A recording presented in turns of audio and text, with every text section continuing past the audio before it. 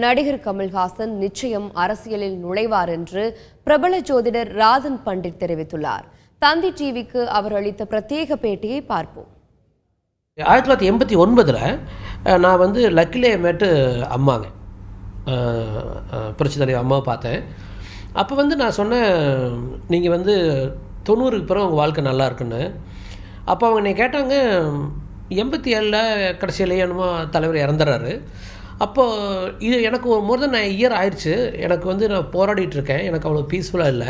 I am not successful.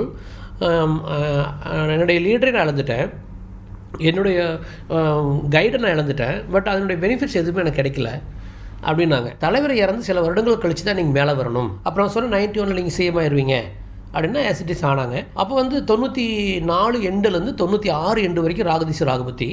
அந்த காலகட்டத்தில் ஒரு பெரிய செட்பேக் இருக்கும். நீங்கள் திரும்ப எலெக்ட் ஆக மாட்டீங்க. ஈவன் சட்டசபைக்குள்ளாரே போக முடியாத சூழ்நிலை வரும்னு சொன்னேன். அது நடந்துச்சு. கமல் துலா லக்னம், பூரட்டா நட்சத்திரம். நம்ம ஸ்டாலின் சார் ஜாதகத்தை விட இவருடைய அதிர்ஷ்டம் நன்றாக இருக்குது. இவருக்கு இன்னும் கேரியான் இருக்குது. அடுத்த 12 இயர்ஸ். அதன் பிறகும் ஒரு 4-5 இயர்ஸ், 16 இயர்ஸ். அதான் இப்போ நடந்துட்டு இருக்கிற சுக்கிரதீசனுடைய எண்டு 2019 அக்டோபருக்குள்ளாரியே இவர் சரியான ஒரு ஸ்பார்க்கை பண்ணிடுவார்.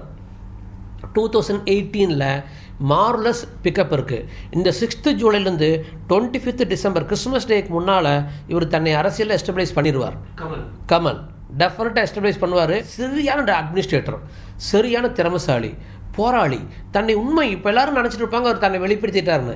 வெளிப்படுத்தவே இல்லை, இது வரைக்குமே வெளிப்படுத்தலை. அவர் ஜாதகத்தை வச்சு சொல்கிறான் 6 லட்சம் சந்திரனுங்க, அது பூரட்டா நட்சத்திரம், 2 லட்சம் சுக்கரன் ஆட்சி, excellent Royal lovely administrator, brave man, Defender, 3ல் Rahu, தைரியசாலி, எதையும் சந்திக்கக்கூடிய வல்லமை உடைய ஒரு ஆள்.